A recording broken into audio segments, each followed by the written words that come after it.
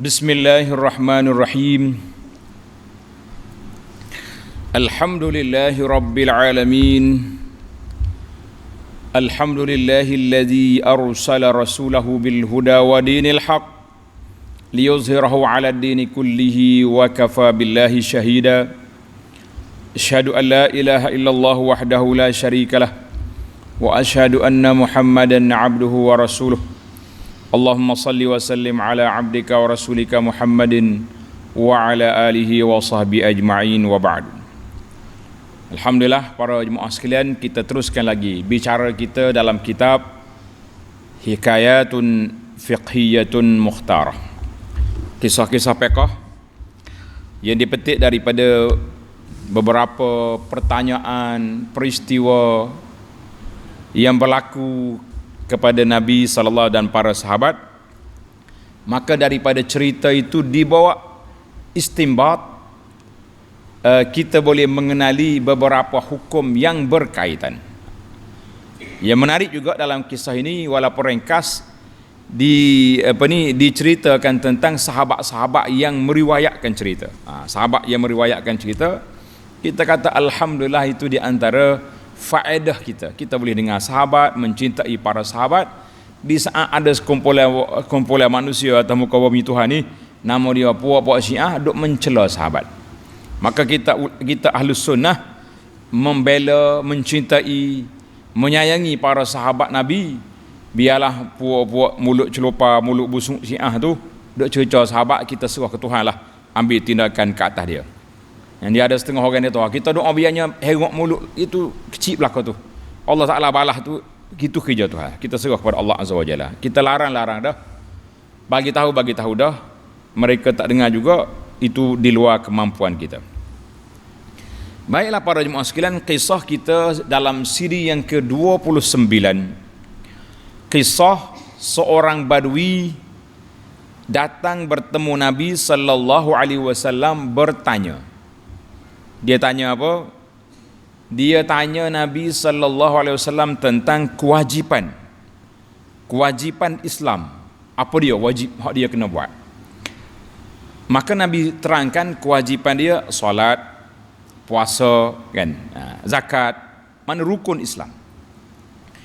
Jadi kewajipan ini besar, maka kita sebagai umat Islam, kita kena tahu kewajipan kita yang sepatutnya kita tahu, yang sepatutnya kita reti, supaya kita dapat mengambil tanggungjawab apakah yang patut kita buat dan yang tak patut kita buat. Apa yang patut kita buat dan yang tak patut kita buat.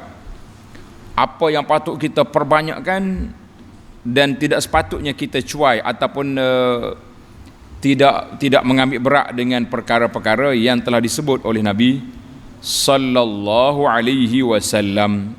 Jadi para jemaah sekalian, itu dia panggil perbincangan yang kita akan kena tahu, insya-Allah. Baiklah, hikayat kita. Hikayat yang ke 20 siri kita lah, siri kuliah kita ni. Kalau tartib kita lain. Tartib kita hikayat yang ke-13. Yang siri kita 29. An Talhah bin Ubaidillah radhiyallahu anhu qala. Talhah bin Ubaidillah, cerita dia sekejap lagi. Kita dengar siapa dia ni, kan? Ja'a rajulun ila Rasulillah sallallahu alaihi wasallam min ahli Najdin.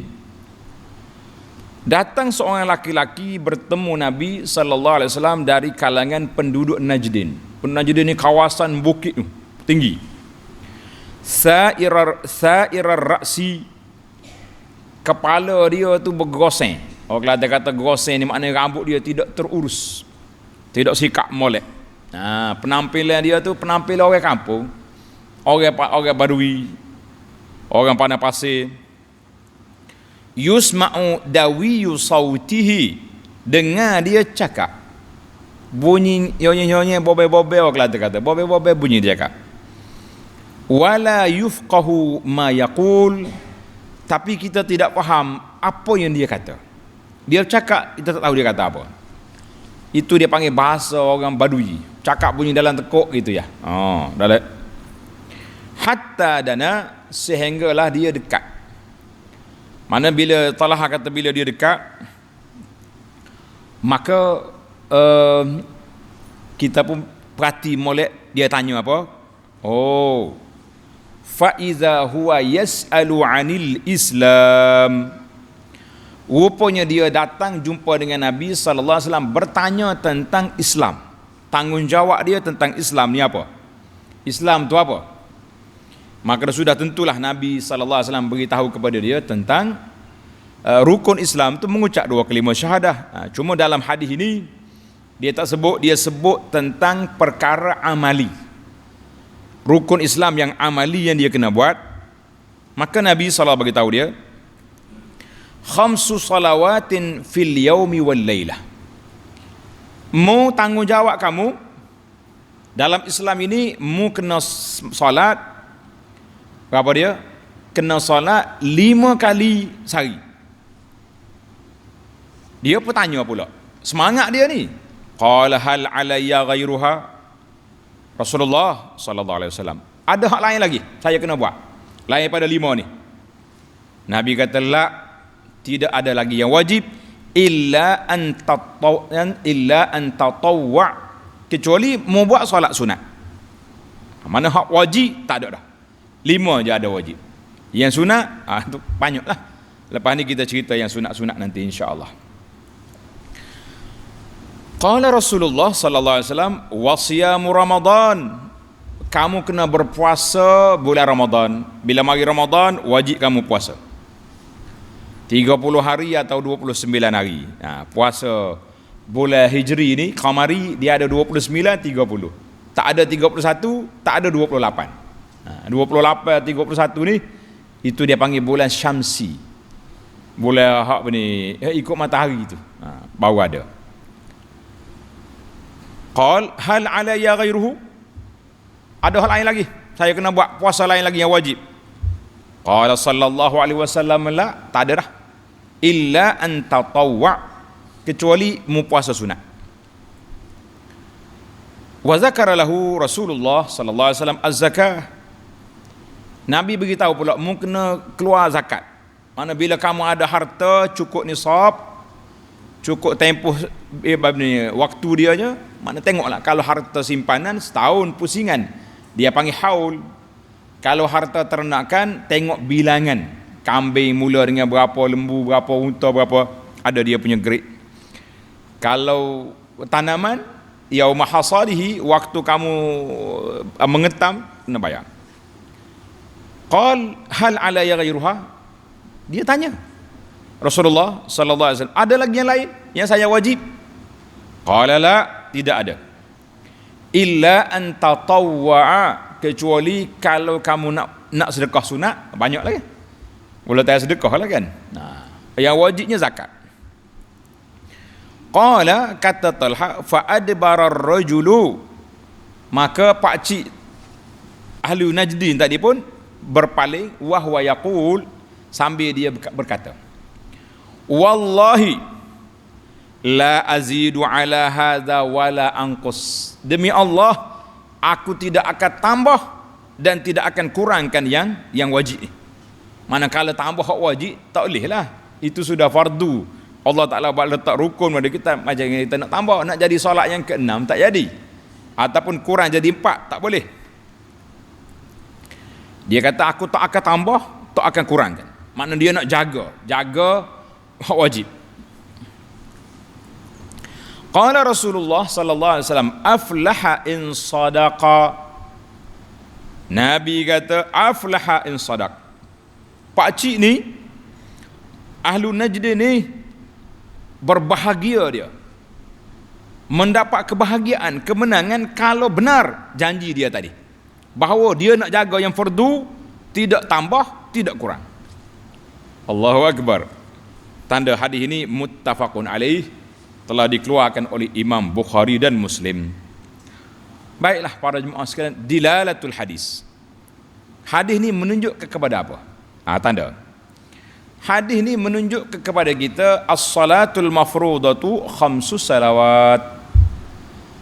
Solat fardu hanya 5. Nak suruh jadi 6 tak boleh. Tapi kalau nak suruh jadi wajib boleh. Nah, macam mana cara? Aku ni nak suruh jadi 6 solat, tapi bukan tambah fardu, memperwajibkan atas kita. Dia panggil nazar. Maka itu wajib ke atas awak tapi bukan fardu. Kena faham situ. Wajib atas dia, tidak fardu. Mana kalau dia tak tunai, dia berdosa sebab dia bernazar. Dosa sebab tak tunai nazar. Yang penting bagi kita, usah ditambah, usah dikurangkan. Jagalah 5 waktu ni dengan penjagaan yang rapi, yang besar. Sebab solat itu adalah merupakan suatu tonggak dalam agama. Nabi SAW susun solat itu selepas mengucap 2 kalimah syahadah. Kenapa? Timbul soalan, kenapa solat duduk yang kedua?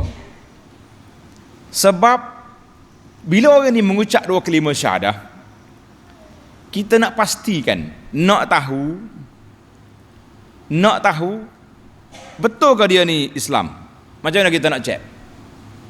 Kita tangkap dia, bawa pergi ke hospital IGN, scan. Nak tengok peratus iman dia ada ke tak ada. Macam kita ini kan, kita nak masuk masjid kena scan, holo dahi kepala. Scan 36.3 boleh masuk masjid. Jadi kalau iman tu boleh pergi scan, sedap tak? Mu ni ada iman tak ada? Tembok atas dahi tengok, sudah iman dia rendah hari ni. Ajak zikir lalu. Jadi kita nak tengok iman kuat tak kuat, mantap ke tidak, molek ke tidak, tengok dia solat. Solat ke tak solat? Mu jaga semaya ke tidak? Kalau jaga, alhamdulillah.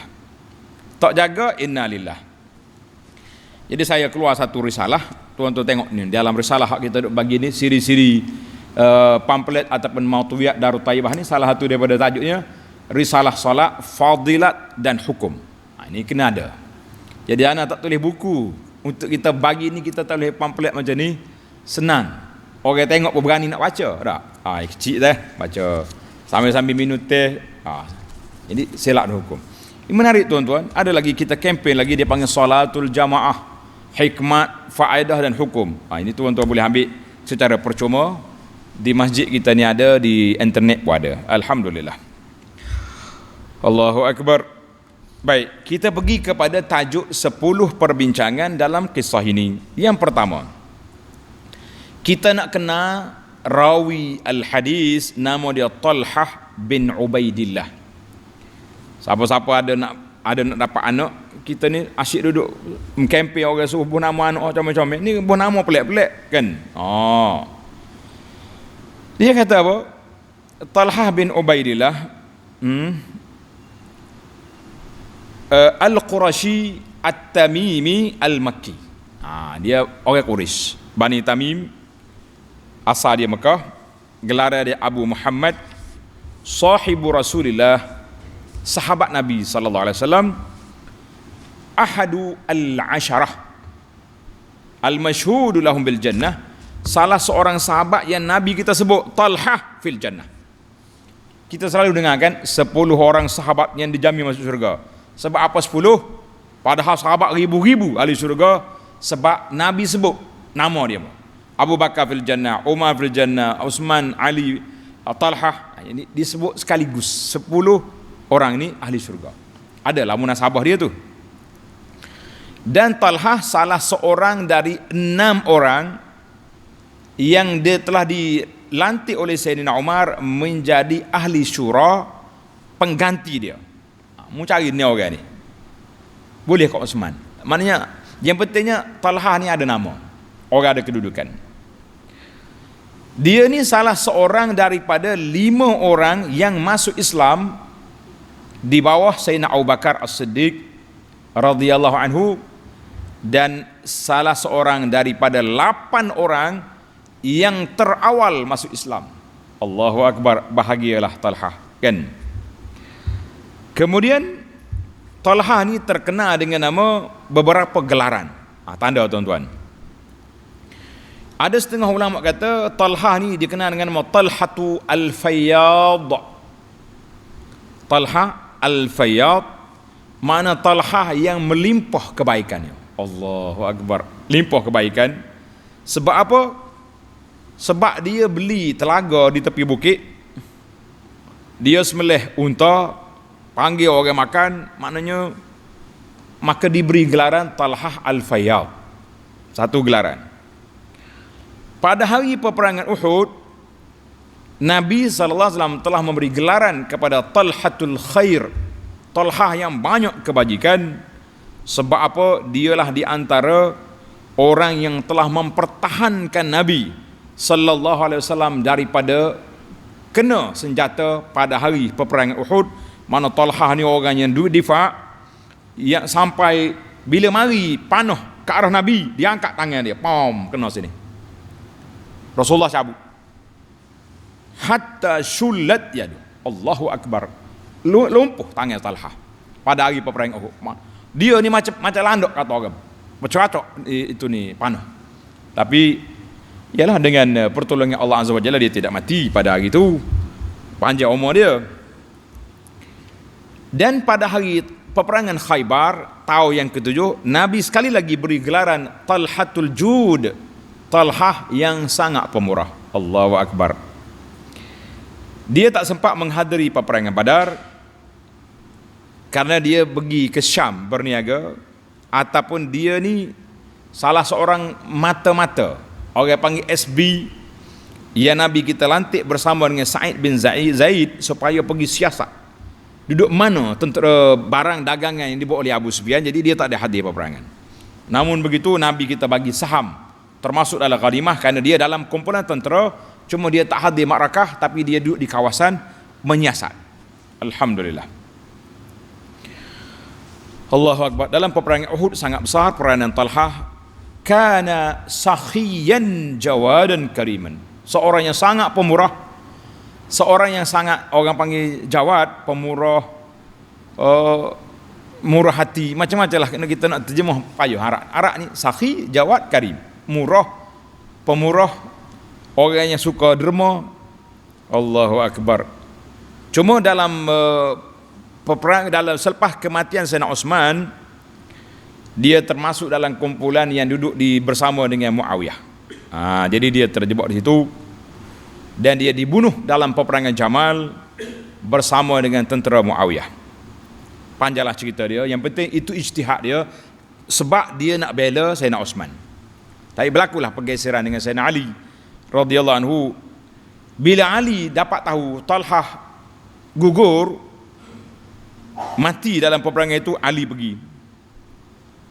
Bila Ali pergi, orang kata Sayyidina Ali, hadza Talhah, ni mayat Talhah. Nazala Aliyun min dabbatihi. Sayyidina Ali turun daripada kuda dia. Dia duk pergi gosok muka Talhah, debu-debu, gosok debu. Wa yatarham alai. Ali kata, ya laitani mittu qabla hadza. Ali kata, kalau aku mati awal lagi tak tengoklah Talhah pergi dengan aku. Subhanallah. Jadi sahabat ni masing-masing tidak kata pada lah. Tak ada mulut Sayyidina Ali kata pada muka. Lawak lah. Ali menyesali dengan peristiwa yang berlaku. Tapi apa boleh buat? Liyaqdiyallahu amran kana maf'ula. Jadi katanya waktu dia dibunuh, umur dia sudah 64 tahun. Dia telah meninggalkan harta yang banyak dan dikuburkan di Basrah, kubur dia. Hadis riwayat Talhah katanya sebanyak 38 hadis. Ittafaqa syaikhanu, yang sepakat Bukhari dan Muslim 2 hadis. Infarada lahul Bukhari bi haditsaini wa Muslim bi thalathati ahadis. 3 hadis. Baik. Siapakah yang kedua? Siapakah laki-laki yang datang bertanya Nabi sallallahu alaihi wasallam tentang solat tadi? Siapa? Tanda tuan-tuan. Ada nama dia Dimam bin Tha'labah. War rajulul ladzi jaa. Laki-laki tadi nama dia Dimam bin Tha'labah. Wafidu Bani Sa'd bin Bakar. Dia ni salah seorang kumpulan daripada kabilah Sa'ad bin Bakar, sebagaimana yang telah dijazamkan oleh Ibnu Battal dan lain-lain ulama hadis. Allahu Akbar. Maka daripada cerita ini, dia ni Badawi, orang Badawi daripada ahli Najdin. Ahli Najdin ni ada 2. Untuk maklumat kita, satu Najdin Iraq, kawasan tanah tinggi di Iraq itu dipanggil Najdin. Satu lagi Najdin sekarang ni di sebelah Riyadh, kita pergi ke Taif atas lagi, itu dia panggil Najd, Ahlu Najdin. Jadi Ahlu Najdin ni ada lagi satu hadis tentang fitnah daripada Najdin. Ulama hadis kata itu daripada Iraq. Tapi ada juga ustaz hak nak main, dia kata dak, Najdin tu hak mari daripada Riyadh. Jadi kita kena hati-hatilah, benci ke orang Najdin pun jangan sampai mereka memutablikkan fakta kan. Right. Jadi dia ni sairur ra'si, maknanya rambut dia tak terurus. Boleh jadi dia ni kesan daripada musafir, ataupun biasa orang duduk di padang pasir ni rambut dia begitu je. Lo ni pun kalau kita berhenti tengah padang pasir, Arab Badui ni rambut dia kotak. Rambut dia macam orang asli kita sini tu, panjang rambut. Jadi comel molek lah. Rambut dia. Maka bahasa dia cakap pun dengan bahasa Badui, dia boleh jadi bunyi dalam tengkok ya, tak dengar molek kan. Biasa orang Badui dia relax-relax. Maka dia mari sallallahu alaihi wasallam jumpa dengan Nabi sallallahu alaihi wasallam, dia tanya hukum. Orang Badui dia tak cakap banyak. Dia tanya sepatah dia pergi. Hak cakap banyak ni puak kita. Cakap banyak, tanya banyak, buah banyak, ibadat sikit. Tu lain. Nah, cakap. Hei, hak lain banyak belaka kecuali ibadat. Allahu akbar. Kata belaka, Allahul musta'an. Kita minta Allah Taala lah baiki apa ni gaya hidup kita ni. Kalau tidak duk main lagu ni lagi kita ni. Masya-Allah. Baik. Yang ketiga, al-ma'ruf, sudah dikenal pasti bahawa rukun Islam itu 5. Kan? Sudah jelas lah. Hadis yang dikeluarkan oleh Bukhari dan Muslim daripada Ibnu Umar, kata Nabi sallallahu alaihi wasallam, buniyal Islamu ala khamsin, syahadati an la ilaha illallah wa anna Muhammadar Rasulullah wa iqamis salah wa ita'iz zakah wal haji wa shaumi Ramadan. Hal ini jelas. Maknanya dua kalimah syahadah itu kita kena ucap dulu. Pak cik Badui ni, imam ni, dia sudah beriman dah. Cuma kalau kita belajar dalam siri yang lalu ataupun dalam tafsir, para sahabat ni dia tak suka Nabi Allah. Para sahabat yang besar-besar ni dia suka kalau orang kampung mari, sebab mereka ni akan tanya soalan yang pelik-pelik. Sahabat-sahabat dia tak nanya dah. Kan? Dia tak tanya soalan yang pelik. Sebab Allah Taala larang, la tasalu, jangan banyak bertanya. Orang Badui dia banyak bertanya, tapi soalan dia simple, soalan dia reality. Pasal itulah kita kata tak banyak cakap.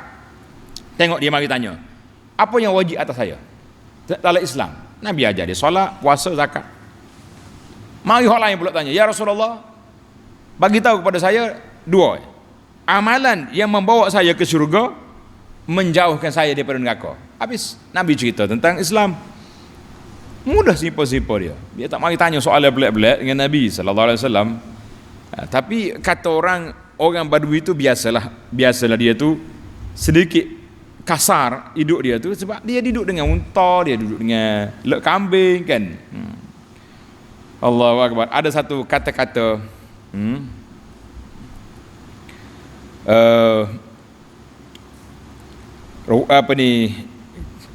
kata-kata ulama tentang orang-orang duduk di padang pasir tu, maknanya tabiat dia macam tu. Dia tak ada protokol, tapi dia simple hidup dia tu.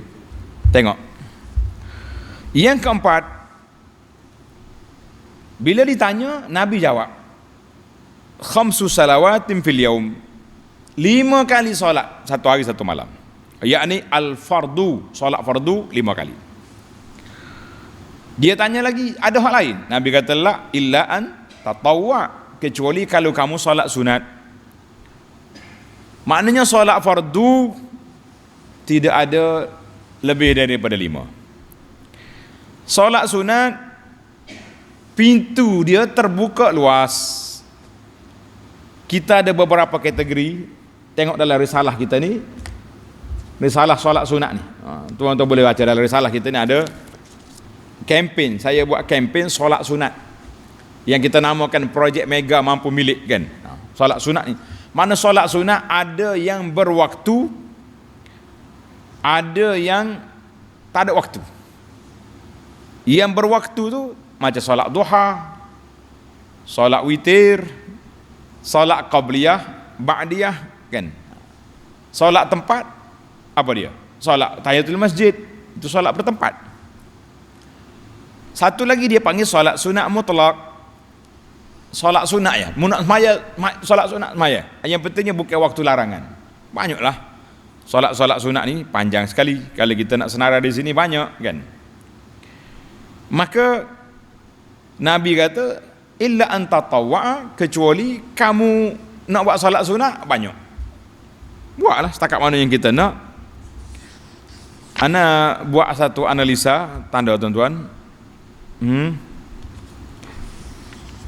Sebagaimana kata di para ulama Islam, kita ni orang yang baik, ahli masjid, ahli surau, tetapi yang membezakan di antara kita sama-sama kita, iaitulah amalan sunat. Tanda tuan-tuan ni, pelajar-pelajar kita ni, yang membezakan darjat sama-sama kita, ahlul khair, ahlus salah, ahlul masjid ni, apa dia yang membezakan? Iaitulah amalan sunat kita. Amalan sunat membezakan kita. Tak sama orang masuk masjid solat tahiyatul masjid, orang azan dia solat qabliyah, lepas solat dia ba'diyah. Seorang lagi mari duduk buat tangga, orang kau makcuh masuk, lepas maya lepak bangun pula. Tak sama. Itu di masjid. Di rumah dia Allahu Akbar, bangun tahajud, solat duha senyap-senyap. Setiap kali dia ambil wuduk dia solat Allah, abwabul khair, pintu-pintu kebajikan luas. Tuan-tuan dan puan-puan, ambil lah. Selagi hayat di kandung badan, selagi kita sehat, peluangnya masih ada, ambil peluang ni, banyakkan solat sunat, kerana inilah yang akan mengangkatkan darjat kita insya-Allah. Bimiqdari sihhatin niyah, kata ulama, dengan syarat niat yang ikhlas. Pada itulah kita solat sunat ni digalakkan kita solat di mana? Solat di rumah. Bukan solat di masjid, bukan solat di Facebook. Lagu mana pula solat Facebook? Lepas solat letak gambar duk semaya. Dia panggil ni, dia panggil solat Facebook nama dia. Allahu Akbar. Habislah kita buat solat. Wa amma siyam, ini cerita yang kelima, puasa juga. Bila Badui itu tanya puasa, Nabi SAW kata puasa itu Ramadan dia yang fardu. Hak lain sunat lah. Puasa sunat banyak. Di antaranya sunat yang dituntut kuat-kuat sangat. Apa dia? Contohnya sunat 6 hari bulan Syawal, sunat hari Arafah 9 Zulhijjah, sunat hari Ashura 10 Muharram, sunat hari Isnin, hari Khamis, sunat hari putih. Jadi hak sunat yang disunahkan oleh Nabi SAW, ambil lah, buat, jangan tak buat. Ni kita nak pelik-pelik sunat tahun baru, sunat malam tu malam ni, tidak ada dalam riwayat yang suruh demikian. Jadi kita kalau boleh je salat puasa sunat bila-bila pun, jangan hari raya dengan hari hak Nabi kita, hari tasyrik kan, lain boleh. Cuma kalau kita istiqamah solat sunat, puasa sunat mengikut hari yang telah dianjurkan, digalakkan oleh syarak, itu yang terbaik. Bukan hari hak kita suka-suka nak buat, hari kita sendiri mencari mereka-reka kelebihan, itu jangan. Yang keenam, wa ammaz zakah, adapun zakat, maka syarak telah menetapkan zakat. Setiap kumpulan tu ada dia punya kadar dan syarat-syaratnya. Kita kena tahu lah harta zakat ni, harta zakat dalam hidup kita ni, yang pertama duit simpanan. Untuk negeri Kelantan tahun ni 2020, saya dah hurai dalam khutbah baru ni 15,900, yang penting 16,000 lah. Berapa, kurang berapa puluh ringgit ya, 16,000. Siapa dia ada duit 16,000, duit ini sudah tersimpan dalam masa setahun, tak bergerak, maka wajib ke atasnya zakat. Siapa dia bela kambing, bawa puluh ekor kambing, lembu, kena zakat. Siapa dia simpan emas, maha ketul, kena zakat. Siapa dia ada barang perhiasan hulai, dia panggil hulai, barang perhiasan, khilaf ulama. Ulama Hanafi kata kena zakat. Ulama Syafi'i kata tak kena. Abu Hanaf kata molek bayar zakat. Saya tak kata wajib sebab benda tu khilaf. Elok dibayar. Lepas tanggungjawab kita di hadapan Allah Azza wa Jalla, kan? Maka kita kena ambil. Sekarang ni timbul lagi zakat gaji, zakat pendapatan. Semua tu dibahas oleh para ulama semasa. Kita tengoklah mana yang sesuai, kita ambil. Kita bayar. Baik. Yang ketujuh, cerita ini juga menunjukkan tabiat orang tu, orang laki-laki ni. Tabiat orang laki-laki. Dia mari tanya Nabi sallallahu alaihi wasallam perkara-perkara yang dia nak buat, amali yang ada dalam kepala dia, apa yang patut aku buat. Kita ustaz ni kena bersedia soalan spontan, orang panggil. Bahasa orang lain ni dia panggil soalan cepu mas. Cepu mas lagu mana kita pun tak aja guna juga. Dan soalan spontan, orang mari jumpa ustaz, nasihatkan saya. Dia nak sepatah, dia bukan suruh ceramah. Ustaz, nasihatkan saya. Tengok ni. Contoh dia kata. Ja'a rajulun akhar. Seorang laki-laki mari jumpa Nabi sallallahu alaihi wasallam, dia kata, "Ya Rasulullah, murni bi amrin wa la tukthir alayya hatta aqilu." Rasulullah sallallahu alaihi wasallam beritahu, ajar kepada saya satu perkara, jangan banyak. Saya takut tak ingat. Allah, kita ni terlalu banyak ngaji siapa tak tahu gapo. Ni nak. Qala, Nabi jawab sepatutnya, la taghdab. Nabi kata, mu jangan duk marah-marah. Tenang-tenang. Dia tak puas hati. Rasulullah pesanlah kepada saya. Nabi kata, la taghdab, jangan marah. 3 kali dia minta, Nabi ulang, la taghdab, jangan marah. Ini dicerita oleh Abu Hurairah, dari riwayat oleh Imam Ahmad dalam Musnad dan Tirmizi. Kata di para ulama, Nabi SAW dia tengok orang bertanya jenis mana. Jenis ni, orang ni bahasa jenis beke, dia panggil panah baran.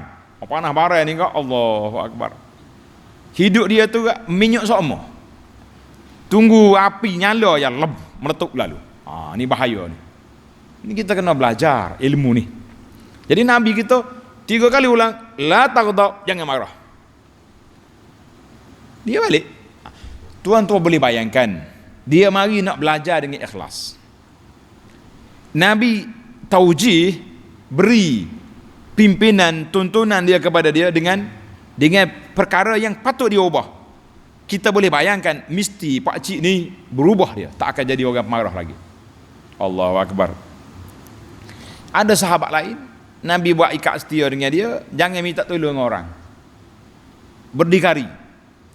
Dia tungkak dia jatuh, orang nak ambil tak bagi. Dia turun sendiri daripada muntah dia, ambil. Sebab aku dah janji dengan Nabi, aku tak nak minta tolong orang. Kita kata Masya Allah, Tabarakallah. Ini orang baru yang main. Mari pula Sufyan bin Abdullah As-Saqafi. Dia kata, ya Rasulullah, hadisni bi amrin a'tasimu bihi. Rasulullah ceritakan kepada saya satu perkara yang saya nak berpegang dengan dia.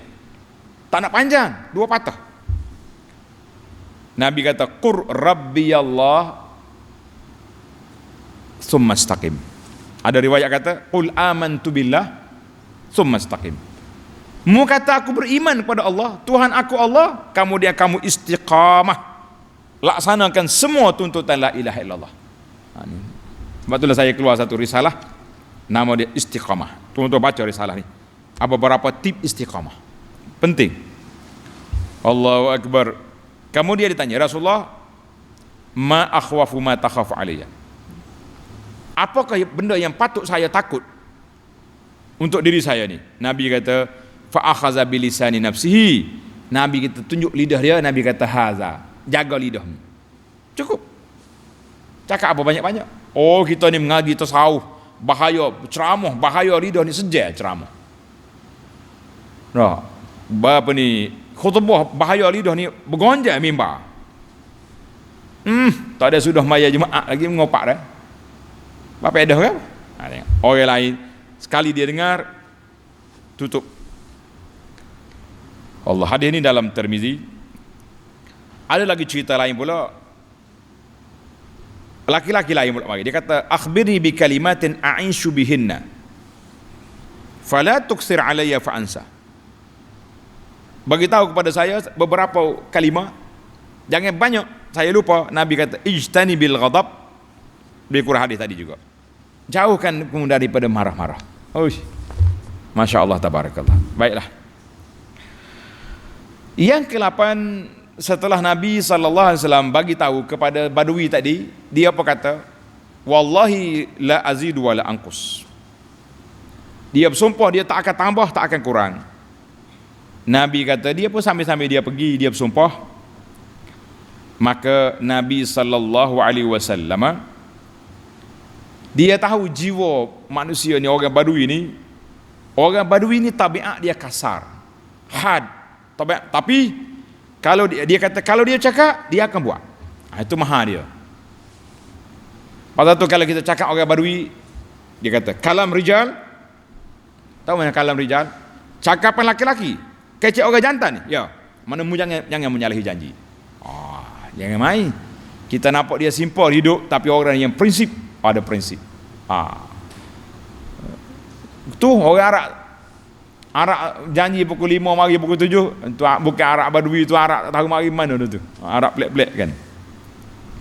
Maka bila dia kata dia nak buat, Nabi kata aflaha in sadaqa. Dalam riwayat kata dakhalal jannah in sadaq. Nabi kata orang ni bahagia, orang ni ahli syurga kalau benar apa yang dia janji tadi. Masya Allah, tabarakallah. Jangan main-main para jemaah sekalian. Itulah yang dikatakan dalam cerita kita ni. Yang terakhir, Nabi kita SAW telah memberi gambaran kepada kita dalam hadis ini kepentingan solat. Jangan berpada dengan solat apa dia? Dengan solat fardu saja, solat sunat kena ada. Jadi kalau kita duk main fardu saja, solat sunat tidak ada, maka kita bimbang, takut-takut tak cukup kita punya fardu tak sempurna, solat sunat nak tampal pula tidak ada, rugi. Dalam hadis yang diriwayat oleh Abu Daud, Nabi kata inna awwala ma yuhasabun nasu bihi yaumal qiyamah, di antara amalan yang terawal, ibadat yang awal, yang pertama sekali dibuka fail hisab pada hari kiamat, as-salah, salat kita. Kalau salat dia sempurna, alhamdulillah. Kalau salat dia tak apa sempurna, ada waswahnya, ada tak apa khusyuk, maka Allah Ta'ala suruh tengok bagaimana dengan salat sunat. Tengok salat sunat. Salat sunat dia ada. Maka ambillah salat sunat itu bagi tampal atas salat fardu kita yang kurang, yang lemah tadi. Kita kata Masya Allah, tabarakallah. Jadi para jemaah sekalian, ambillah peluang kepada kita untuk nak menyelamatkan diri kita, melengkapkan kekurangan yang ada, menyempurnakan mana yang tak sempurna dalam salat fardu kita, iaitulah dengan kita banyak melakukan salat sunat. Betul-betul ni ada pendakwah ni kata, ada menarik juga ni kata-kata dia, yuriduna arba'a zaujat. Ada orang ni duk buat anak bini 4. Memang syariat mengharuskan orang laki-laki kahwin 4, kan? Tapi dia sendirinya dia tak mampu menunaikan solat 5 kali satu hari, sedangkan syarak telah mewajibkan dia maya fardu wajib. Hidup buah saja. Pasal itulah setengah orang ni dia buah besar, tapi hak tutup syarak tidak tutup, maka kita kata ini satu berbahaya. Sekarang ni anda duk perhati tengok dalam bab penjagaan keluarga ni penting para jemaah sekalian. Kita duk nampak kita ni sempurna situ, molek sini, tapi kita tak nampak kadang-kadang kelemahan kita dari sudut keluarga kita. Bini kita asalkan tutup muka, tutup kepala kak, lengan ada sekat ni lah, aurat tidak terjaga itu. Jangan main-main, kena jaga molek-molek. Dan jagalah anak-anak kita, jangan duduk biarkan dia tidak solat, kerana solat itu adalah merupakan satu pemisah di antara tanda orang kafir dengan orang Islam. Alhamdulillah, tamatlah kita. Secara ringkas kita akan sambung lagi dalam risalah hikayat yang ke-30 nanti insya-Allah. Subhanakallahumma wa bihamdika asyhadu an la ilaha illa anta astaghfiruka wa atubu ilaik. Wa sallallahu ala nabiyyina Muhammadin wa ala alihi wa sahbihi ajma'in walhamdulillahi rabbil alamin.